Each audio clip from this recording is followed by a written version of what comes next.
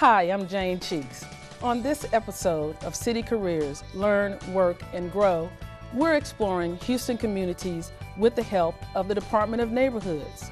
To give us a glimpse of what's happening within Houston's diverse districts, we have TaKasha Francis, Director of the City of Houston's Department of Neighborhoods. That's what's next on City Careers. Stay tuned.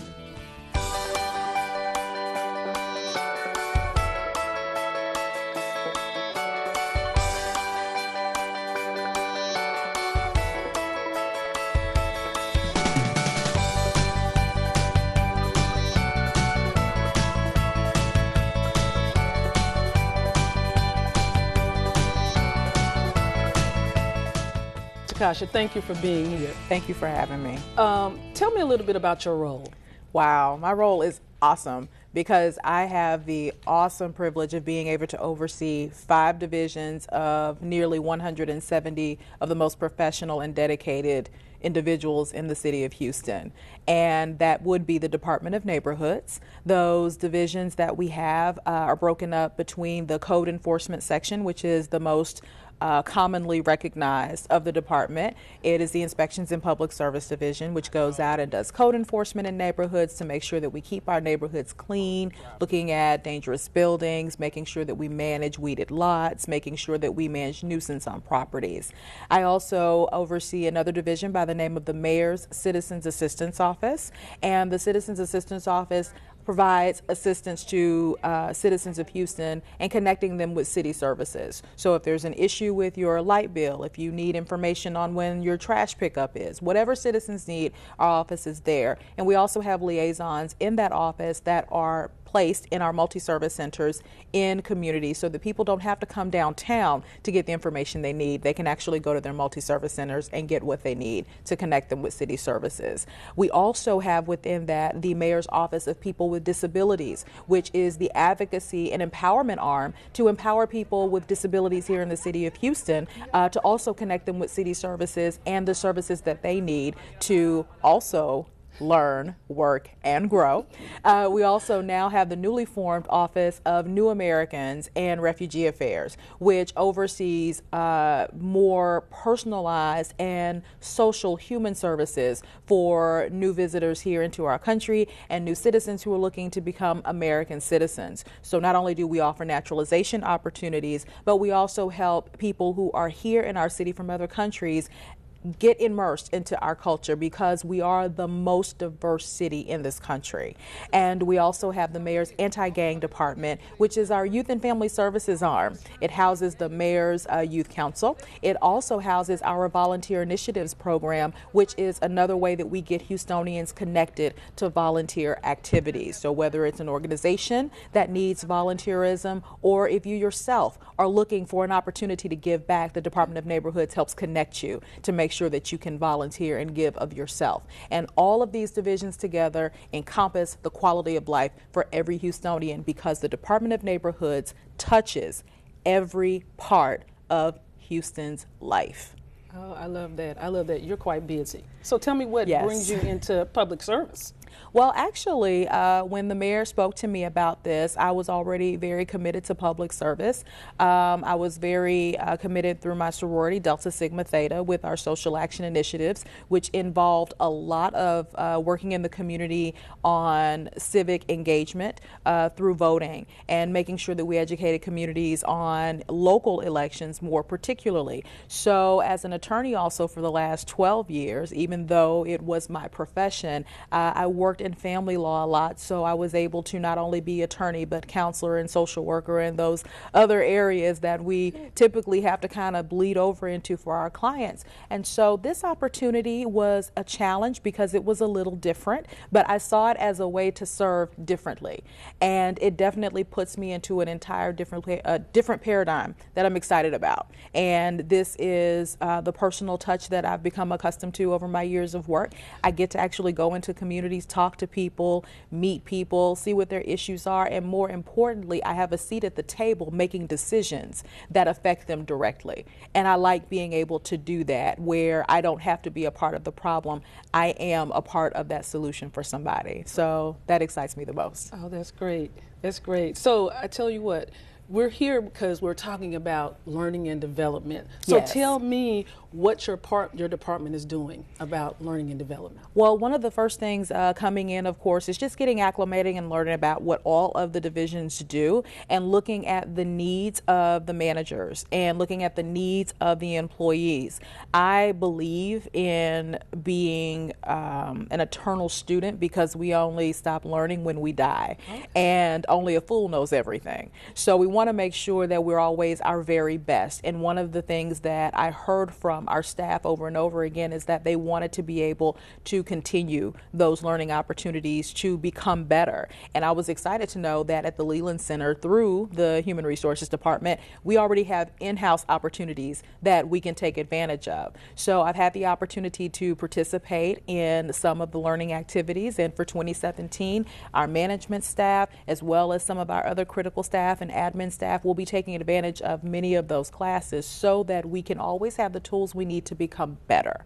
And that's what I want us to focus on. So yes.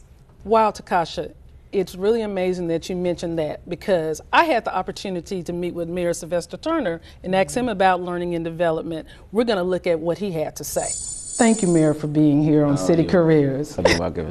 I've always wanted to be on your show. Well, thank you. Well, you know, City Careers has been focusing on careers here at the City of Houston for managers and supervisors and our employees. Yeah. So what we'd like to know from you is, what is your thoughts on the culture of learning and development here at the city? Well, you always have to be eager to learn. I don't care if you may have been with the city or with any organization for 5 years, 15 years, or 30 years. There's always something to learn. Things are constantly changing. You know, we live in a very organic culture. Very few things remain the same. And so if you just try to do your job based on the way you used to do it yesterday, then you're not going to be as effective, as impactful. So, you know, I'm constantly having to grow, having to learn, recognize that things are different than when I started. And in order to move, let's say, the city, the organization forward, you constantly have to be sharpening your skills, developing strategies to deal with changing needs. Oh, thank you so much, Mayor. And I want to encourage people, you know, oftentimes people are resistant. You know, they say, you know, this is the way I used to do it. Well, that is a true statement. That's the way you used to do it. But now, how are we doing it now? And what is it going to take to move the organization forward? And I think in order to be the leader of your department, in order to be the leader of your section, you have to be eager to develop your skills, sharpen your skills, and recognize what are the best practices, you know, and how can I move my organization forward? And sometimes it's not just the skills in terms of that computer, you know. Sometimes it's just on how do I manage better? How do I encourage the best from the people that are following me? And then there are some things that don't change. Respect and appreciation for the people who are working for you. Now those type of values don't change. Those things never go out of style. But in terms of the tools that we're having to rely on, there's a lot of things that are coming up, the innovations, things that are better tools that are coming online. Certainly we have to utilize that, okay? But just common respect, decency, gratitude, a good disposition, good attitude, those things, those are the constants. And those are the things that take you to the next level. Oh, Mayor, thank you so much for those words. Thank you. I appreciate you being here. I appreciate you, Jane. Thank you. TaKasha, as you can see, the mayor is definitely invested in the culture of learning here at the City of Houston. Mm-hmm. I want to thank you for taking out the time to come to our show and give us a taste of what's going on in the Department of Neighborhoods. Thank you so much for giving me that opportunity. I'm always excited to speak about our department. Hopefully you receive some valuable information to help you strengthen your local community and provide a safe place for your family to learn and grow in their neighborhoods. Coming up next on City Careers, we'll take a closer look at the Department of Neighborhoods' innovative projects and programs and hear from employees responsible for ensuring their success. Stay tuned.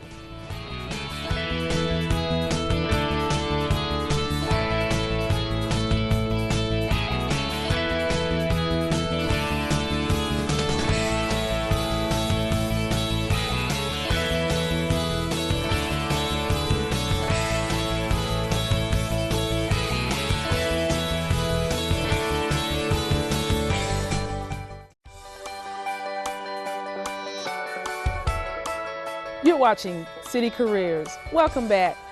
Have you ever considered how quality of life applies to our communities? Well, that's exactly what we're addressing today with key members of the Department of Neighborhoods.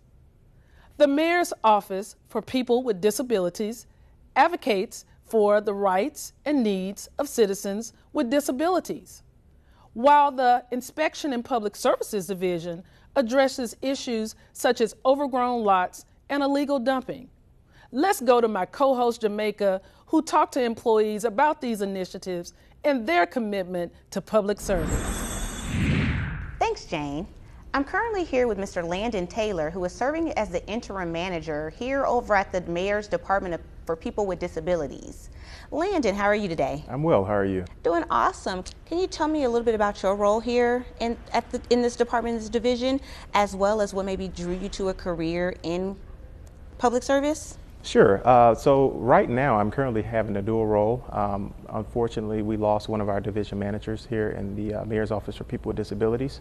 So I stepped in for a little while, but I've had great assistance with Mr. Angel Ponce. He's done a great job with that. As far as my role overall, I oversee the Mayor's Office for People with Disabilities as well as Citizens Assistance. I also assist in many of our budget actions and budget items and assist in new programs and special projects. What drew you to a career in public service? I think one of the things that drew me in was when my father was sick.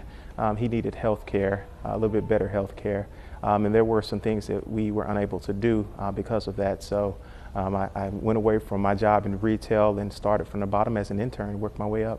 In what ways do you feel your division contributes to Houston's quality of life?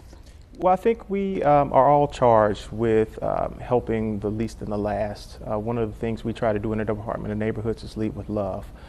So I get a satisfaction of working with people every day, some who have no lights, some who can't afford to even live anywhere. So we find ways, and that always brings gratification. That's amazing. And speaking of Angel, I had the opportunity to speak with Angel as well, who Landon, who just mentioned, is his right-hand man here at the Mayor's Office for People with Disabilities. Here's what he had to say. Angel, would you mind telling me a little bit about your role here at the Mayor's Office for People with Disabilities?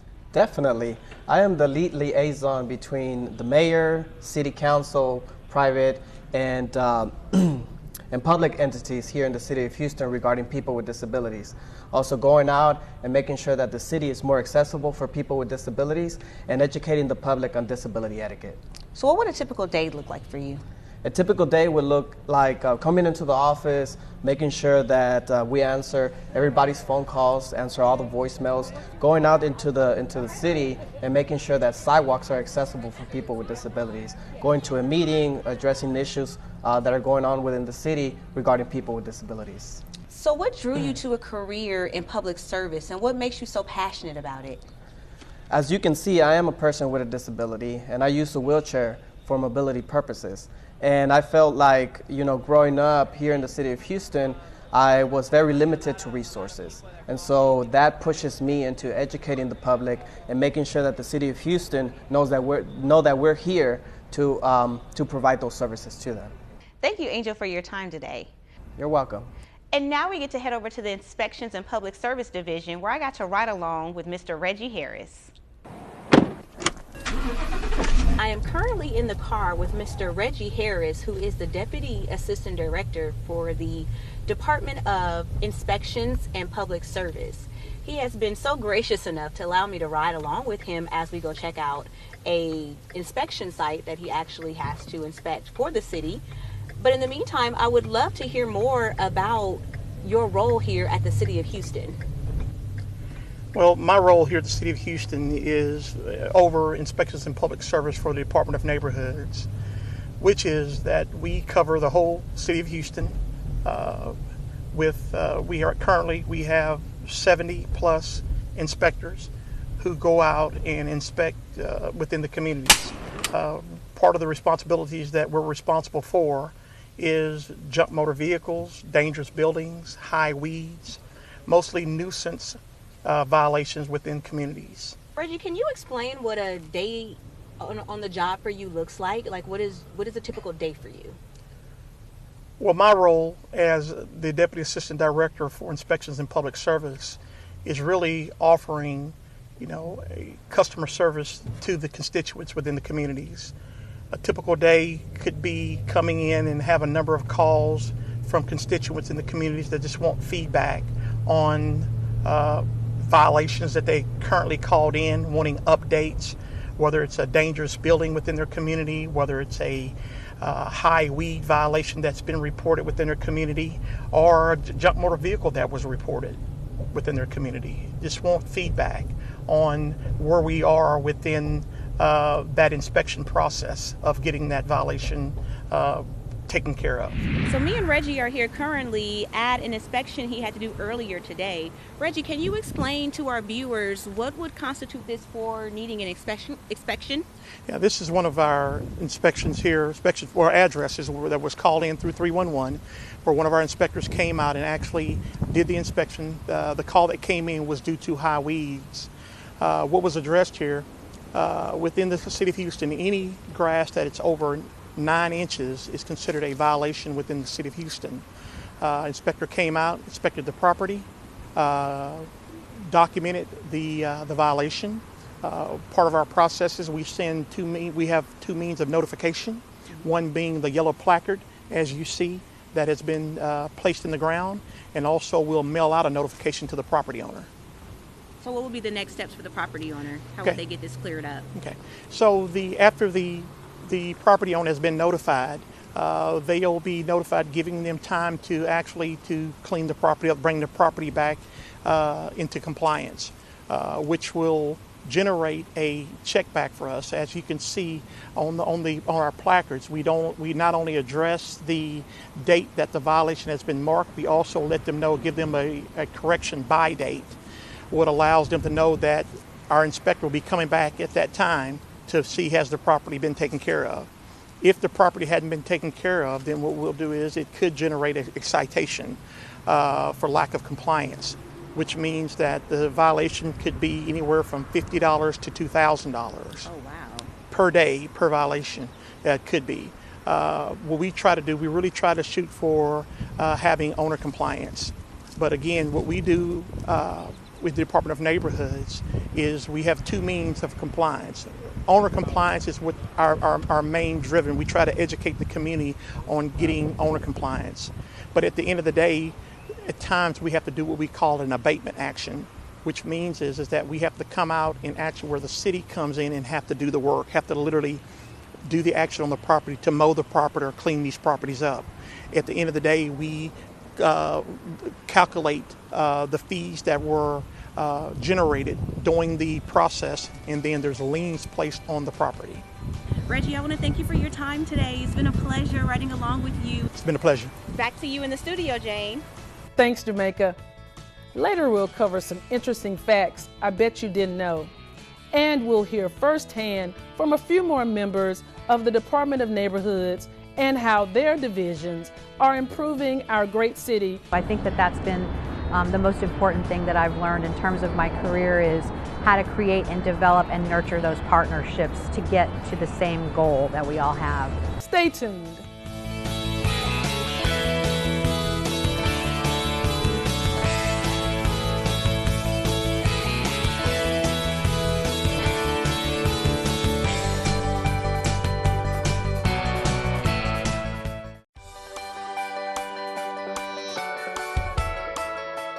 Welcome back.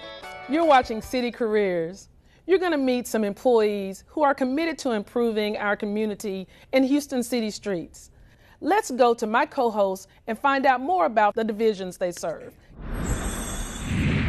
Patricia, would you mind telling me a little bit about your role in the Mayor's Office of Anti-Gang? Sure. So I'm the director of the Mayor's Anti-Gang Office. We run delinquency prevention and intervention programs and services for young people who are gang involved or high risk violent offenders and such. What does a typical day look like for you in your role? For me, as an administrator, I am responsible for the overall operation and administration of the office. So I have separate teams, some that work on the individual case management and intervention programs, and then we also run prevention programs. We have a mentoring program, a summer day camp. I'm also an advisor for the Mayor's Youth Council. So a typical day for me would be just checking in on the staff, meetings, lots of meetings with different program partners, talking with schools, our school partners, law enforcement and criminal justice partners, just to kind of make sure that the programs and services are operating and functioning and that everybody's where they're supposed to be and that we're providing the services that we're being asked to. What drew you to a career in public service? Such a great question. I love that. So I was always interested in government. And when I was in college, I actually thought that I would political science my degree is in political science, and I always thought that I would go into policy research.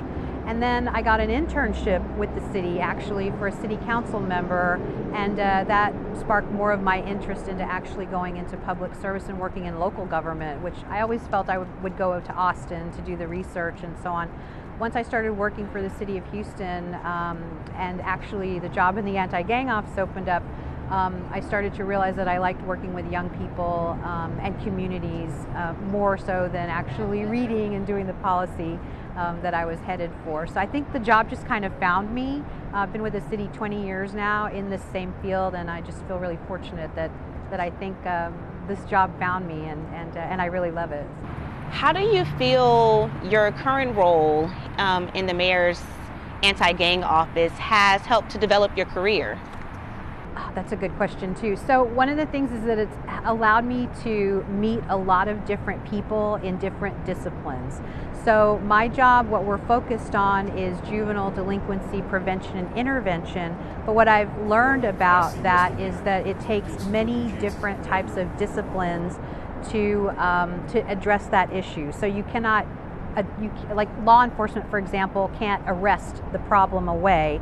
It really takes communities, faith-based organizations, nonprofits, government, schools, education, along with police and criminal justice to resolve and try to work on the problem together. So I think that that's been the most important thing that I've learned in terms of my career is how to create and develop and nurture those partnerships to get to the same goal that we all have. Nice. So can you explain a little bit on how your division actually helps to develop their employees? Yes, we do a lot of training. So since we're doing individualized case management to help some of these young people through these difficult problems, my counselors need to have ongoing training. In fact, before I came for this interview, we were doing some staff training. So what we try to do is get them to different conferences and to network so that they can keep up with different trends and things that are going on in terms of case management or parenting, substance abuse treatment, because the backgrounds of what it is that they're focusing on, those things change quite a bit, and so training is very, very important for staff.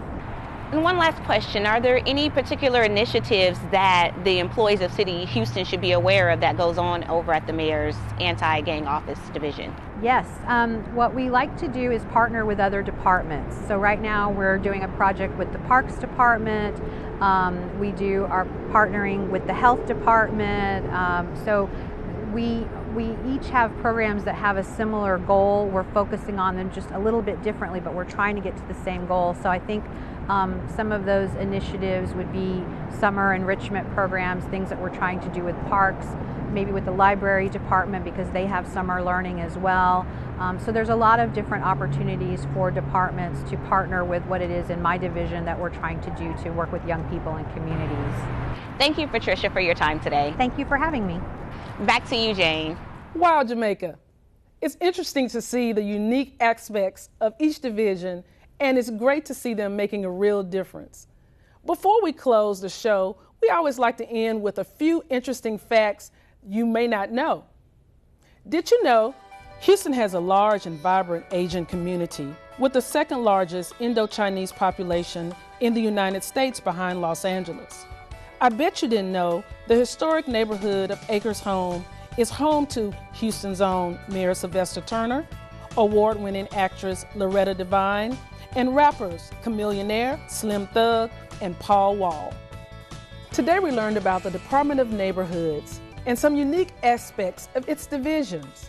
Thank you for watching City Careers Learn, Work, and Grow. If you're interested in positions with the City of Houston or becoming a volunteer, please visit HoustonTX.gov. I'm Jane Cheeks. See you next time.